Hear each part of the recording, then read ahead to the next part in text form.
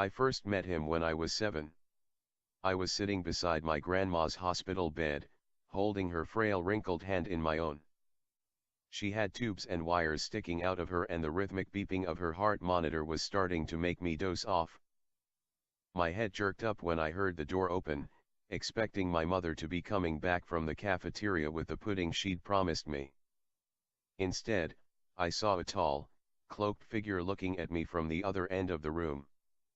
Its head almost reached the ceiling and it hovered about an inch above the ground. I tilted my sleepy head to one side and the figure followed suit.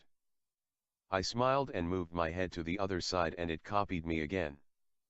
I giggled, prompting the figure to float closer to the bed. I let go of my grandmother's hand to stand in front of it. As I stared, the figure shrunk and its body began to contort. He now stood before me as a little boy, about my age, with curly brown hair and a gap-toothed smile. I gasped and rubbed my eyes, thinking that I must be dreaming. The little boy giggled and told me he was there to visit my grandmother. My grandmother? I asked, a little disappointed that he hadn't come to play with me. Apparently I had forgotten that just 30 seconds earlier he had been a hulking black mass. The boy looked down, embarrassed, and tried to gather his thoughts. Well, the other guy is here to visit your grandmother, but I'm here to visit you. My 7-year-old mind couldn't understand why the other guy wanted to see my grandmother. I mean, she was kind of boring because she couldn't even talk with all the tubes. What my 7-year-old mind did understand was that this boy was here to play with me. Finally, something to do besides watch my mom argue with doctors and hold my grandma's hand. I was buzzing with excitement as I proposed we play hide and seek. The boy grinned from ear to ear and volunteered to look first. Considering the small size of the room, hide and seek didn't last long. When I finished counting on my second turn, I spun around to see the other guy standing by grandma's bed. You ruined the game. I huffed, glaring at the figure. A low rumbling like thunder filled the room, which I now understand to be laughter. I walked over to my grandma's bedside, taking up my old position with my hand in hers. The cloaked figure copied me once again. As his skeletal black hand clasped my grandmother's, the heart monitor let out a long beep. I knew something was wrong and I looked to the figure for guidance. He pulled my grandmother out of bed by the hand, while another grandmother lay motionless on the bed. I watched incredulously as the two floated towards the door. Just before the black figure went to turn the knob, I yelled out, "Will I get to see you again?" Even now, I'm not sure who I was talking to, my grandmother or the figure. My grandmother turned towards me and said in her sweet way, "Of course you will, my darling. Someday." The figure nodded slowly, which I took as a ditto. I waved to them both as they disappeared from view. Just seconds after they left, my mother came running in with the pudding, followed by 2 nurses. They fussed over my grandmother for a few minutes before shaking their heads at my mother. My mom broke down into tears and pulled me close.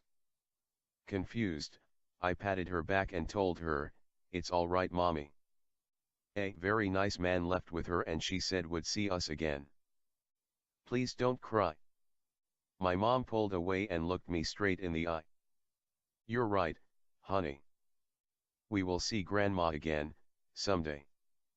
She never asked about the nice man that took her away. I would meet death many more times in my life." I waited with anticipation at the bedsides of dying grandparents to see him. Yeah, I know that sounds morbid, but that was just how I coped. Losing a grandparent is hard, but having him help me through it was a blessing. It turns out, not many other people could see him, so he, like myself, was very lonely. He'd usually change into a boy my age, and we would play or talk until it was time for the other guy to do his job.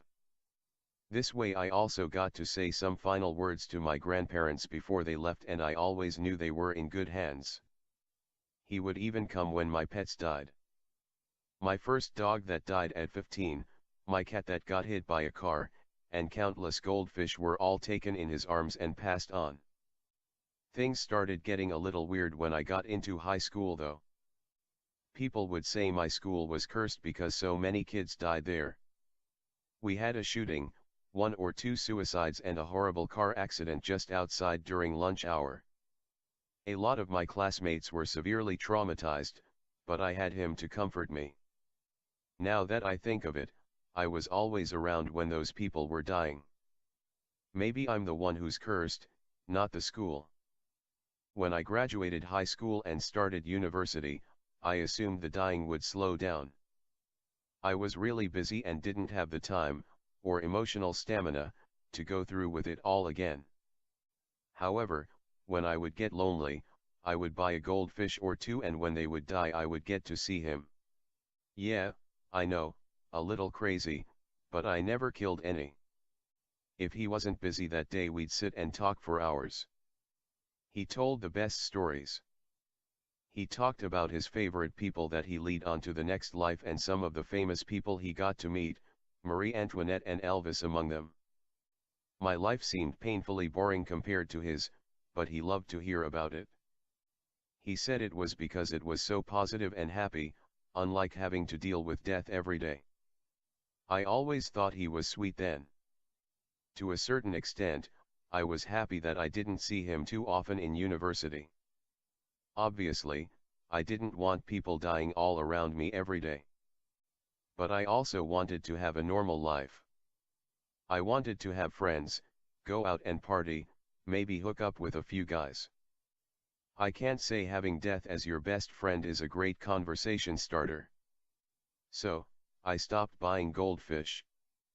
I had mentioned to him once that I wanted a normal life, so I thought that he would understand. But I think I made him mad, and death is not someone you want mad at you. I started dating Jeremy a month or 2 after my last meeting with death. We hit it off very quickly. We both loved history, drinking tea and stupid conspiracy theories.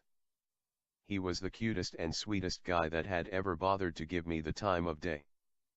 I was head over heels for him, and I honestly thought that he was the one. After 6 months of dating him, something in my life felt off. It had been almost a year since I spoke with death, one of the longest times I'd spent without seeing him. I decided to pick up a goldfish so I could tell him about Jeremy. I must have picked up an immortal goldfish because that thing just wouldn't die. It turns out that death had other plans to see me. Jeremy had planned an extravagant night out for our 1-year anniversary. He pulled out all the stops: roses, candlelit dinner, theater, stargazing. Our first stop was the restaurant, and as we were walking in, he realized he had forgotten something in the car and went back to get it. I stood about 20 meters from where we were parked, so I had a perfect view of what happened next. Just before passing Jeremy's car, a cab lost control on some black ice. It all happened as if in slow motion. I watched Jeremy's face glow in the light of the cab's headlights, and he looked at me just before he was hit. The cab pinned him and he slumped forward on its hood, spitting up blood. I ran over to him as the cab pulled away and he fell to the ground. I met the cab driver by his body, ignoring his apologies and screaming at him to call an ambulance.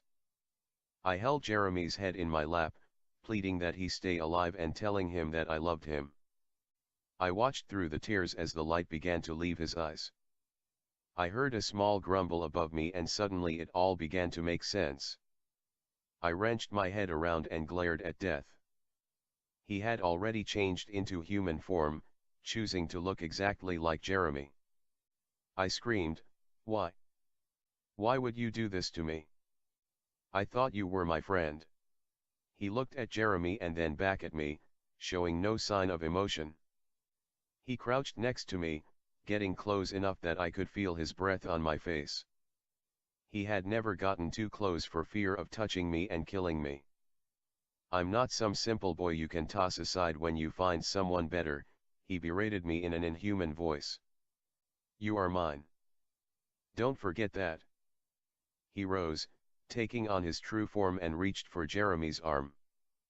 I begged him to stop, to let him live, but he pulled the light from Jeremy's eyes.